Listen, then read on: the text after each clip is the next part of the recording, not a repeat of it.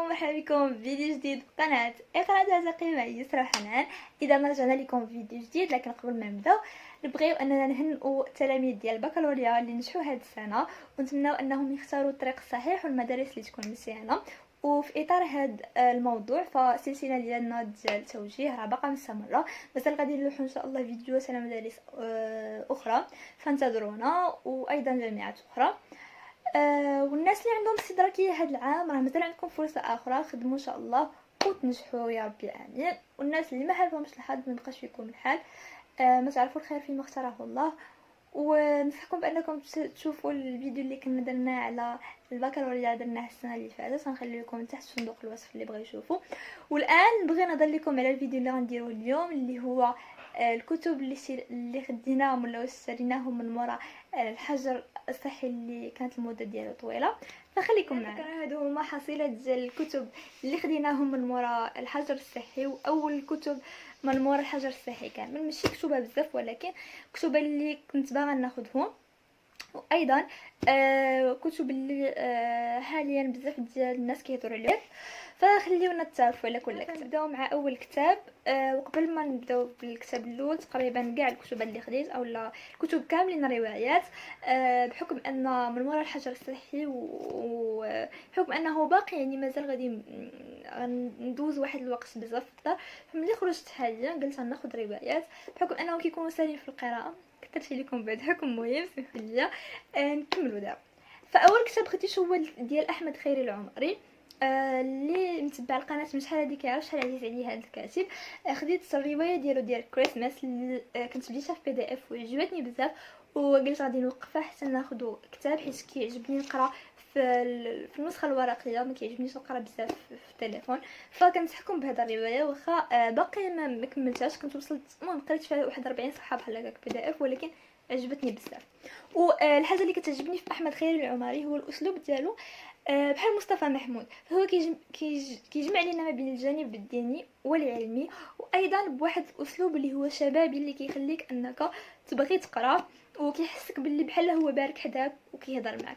داكشي علاش كيعجبني بزاف هذا الكاتب، وغادي نخلي لكم بعض الكتب ديالو تحت اللي بغى يتعرف عليه.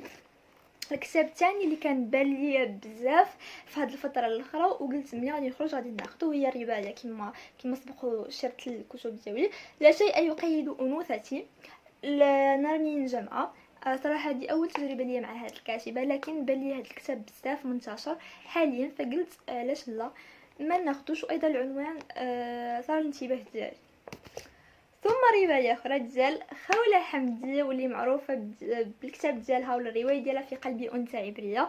الكتاب اللي كانت تعرف بزاف، وصراحه كان عجبني بواحد الاسلوب ديالها اللي واعر بزاف. فخديت روايه اخرى ديال اراني انظر اليك، اللي هو اخر على ما اظن اخر روايه كتباتها الكاتبه.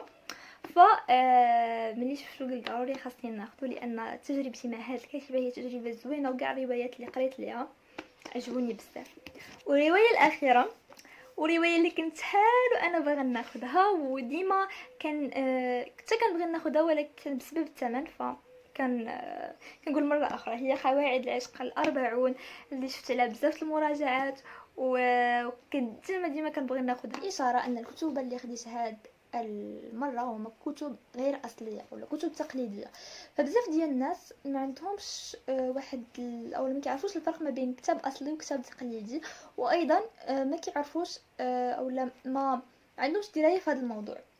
صراحه كاين بزاف ديال الاراء على هذا الموضوع بالضبط، واليوم جيت باش نهضر اولا نعطي الفرق ما بيناتهم ونعطي الراي الشخصي في هذا الموضوع. فالكاتب من مورا ما كيدير اولا حنا كقراء ملي كنمشيو ناخذ واحد الكتاب كنلقاوه بواحد الثمن اللي هو كبير او غالي في واحد المكان، خصوصا في دور النشر. وملي كنمشيو لمكان اخر اللي كيكونوا فيه كتب مثلا في واحد المكان اخر كيكونوا كتب اللي كتكون رخيصه ولا بثمن لا يقارن مقارنه بالكتب اللي كتكون في دار النشر. فهذا كيخلينا نتسائلوا علاش هنا ثمن وعلاش هنا ثمن. فهو الكاتب ملي كيدير واحد الكتاب كيكون كيعطيه لواحد دار النشر اللي كيكون هو عنده اتفاق معاها، فديك دار النشر ملي كتجي دير داك الكتاب ضروري ما كيكون عندها بزاف ديال الاشياء، ما بينها انه الكتاب خاصو يكون بجوده عاليه، الحبر ايضا، الغلاف الى غير ذلك. فهاد الشيء كيخلي نوعا ما ان ملي كتصدر هاد دار النشر هاد الكتاب كيكون غالي الثمن، فالحاجه اللي كتخلي الناس ما يشريوش بزاف اولا كيشريو واحد النسبه قليله. فكاينين ناس اخرين اللي كياخذوا داك الكتاب الاصلي من عند دار النشر وكيقوموا بالطباعه ديالو بواحد ما كتكونش واحد الجوده عاليه، حتى من يعني الكتاب كامل ما كيكونش له جوده عاليه وكيبيعوه بثمن اللي هو رخيص. فكيكون الكتاب اللي كيكون غير تقليدي كيكون عليه واحد الطلب اللي هو كبير. فكاين اللي كيقول هذه راه حاجه مزيانه، وبالعكس كاين اللي ما عندوش وهذه وهذه. فانا متفقه معهم، لكن شنو المشكله اللي كاينه هي ان الكاتب اللي كتب هذا الكتاب ودار عليه واحد الجهد اللي هو كبير ما كيستافدش من الكتب اللي تباعوا من او الكتب الغير تقليديه اللي تباعوا. علاش؟ حيت دار النشر ملي كتبيع هذوك الكتب ديال الكاتب فراك دايره واحد الربح ما بينه وما بينها. لكن سمحوا لي على الصداع، لكن الناس اللي كياخذوه كيديروا ليه يعني كيعاودوا الطباعه ديالو، فالفلوس اللي كياخذوها ولا الربح اللي كياخذوه كيخليوه لراسو. فهنا فين كاين المشكل.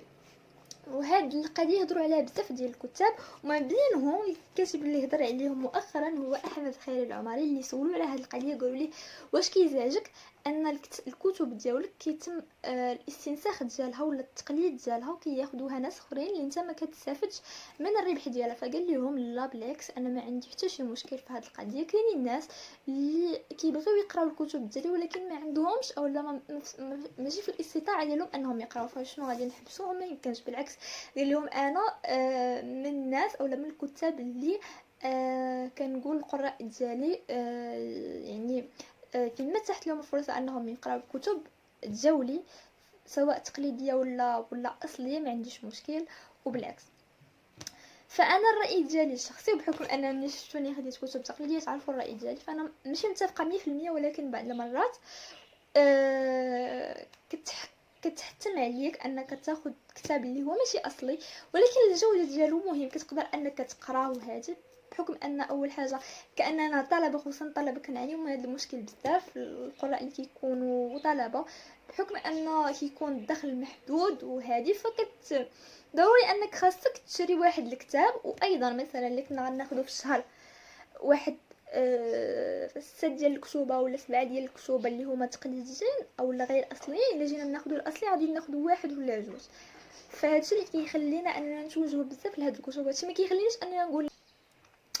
فكنتمنى ان هذا المشكل تعطوني نتوما الراي ديالكم فيه وخليونا لتحت في لي كومونتير. وكان هذا هو الموضوع ديال اليوم، وكانوا هما الكتب اللي خديت. نتمنى انه يكون نال اعجابكم، وخليو لنا اي كومونتير لتحت، اي تساؤل، وايضا عطيونا الاراء ديالكم في الكتب اللي شرينا، وقولوا لنا شنو اخر كتاب قريتوه في هذا الحجر الصحي، وشنو الكتاب اللي تقدروا تنصحونا به باش اننا نقراوه. وتسناو السلسله راها مازال جايه بفيديوهات جداد، سلسله توجيه.